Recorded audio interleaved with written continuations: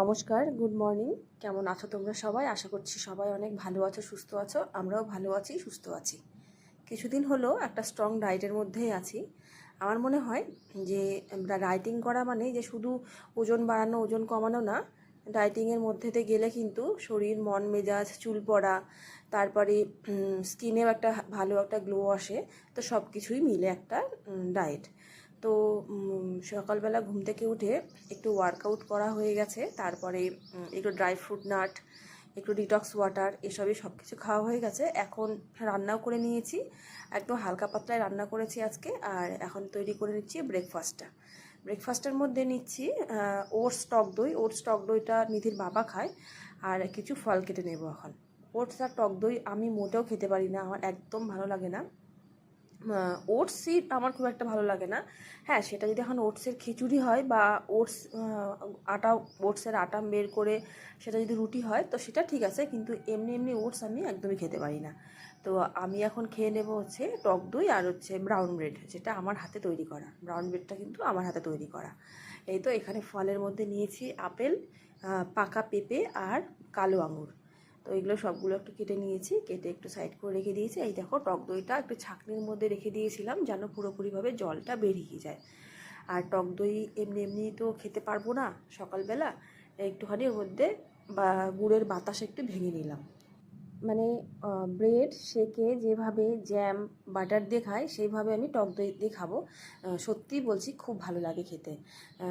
হয়তো অনেকেই ভাববে যে টক দই দিয়ে আবার ব্রেড না, কিন্তু একবার ট্রাই করে দেখতে পারো, সত্যিই ভালো লাগে। ব্রেডটাকে একটু সেকে নিয়েছি, আর হয়তো যেহেতু জল ঝরিয়ে রেখেছি, একদম কিন্তু মেয়োনিজের মতো লাগছে দেখতে, আর খেতেও কিন্তু ভালো লাগে। এই তো তৈরি হয়ে গেছে আমার সকালের ব্রেকফাস্ট। আর সকালে সব কিছু রান্না করে নিয়েছি, মুগ ডাল, তারপরে একটা তরকারি, আর হচ্ছে একটা জলে হাত দাও।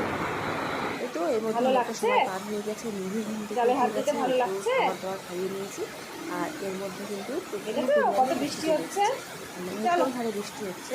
আর নিধি এই দেখো জলে হাত দিচ্ছে, ও কিন্তু খুব মজা লাগছে। এখন আমাকে বারবার বলছে, মা ছাদে চলো, আমরা ভিজবো।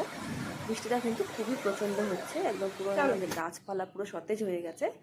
আজ এসেছে বাবা মা, মানে আমার শ্বশুর শাশুড়ি। তারা অনেক ফল এসব নিয়ে এসছে, বাড়ির সব কিছুই কিন্তু কাঁচা আছে।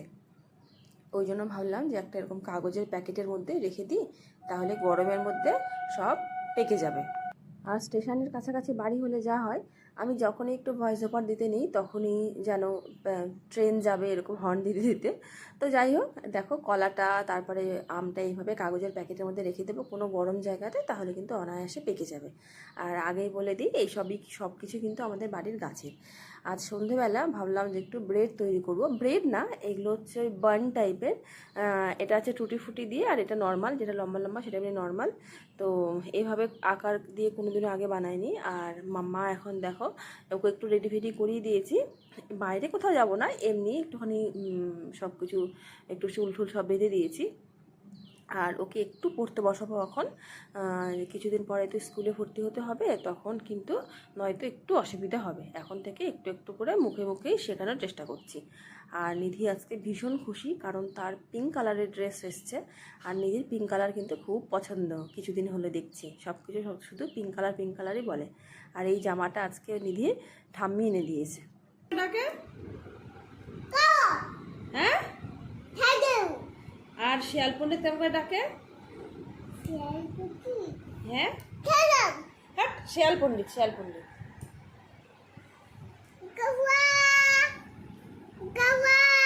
তাই? আর গরু কেমন করে ডাকে? তাই নাকি? ওরে বাবা! আর বাঘ কেমন করে ডাকে? কেমন করে ডাকে? হালুম। আর এই তো আমার পাউরুটি তৈরি করা একদম কমপ্লিট। ভিডিওটা ভালো লাগলে একটা লাইক করে দিও, আমার চ্যানেলটা সাবস্ক্রাইব করে দিও। আর ভিডিওটা যদি ফেসবুক থেকে দেখো, আমার প্রোফাইলটা ফলো করে দিও। আর দেখেছো কি সুন্দর হয়েছে, ওপর থেকে কিন্তু একটু বাটার ব্রাশ করে দিয়েছি, আর দারুণ গন্ধ বেরোচ্ছে। তো তোমাদের ভালো লাগলে কিন্তু অবশ্যই একটা লাইক করে দিও।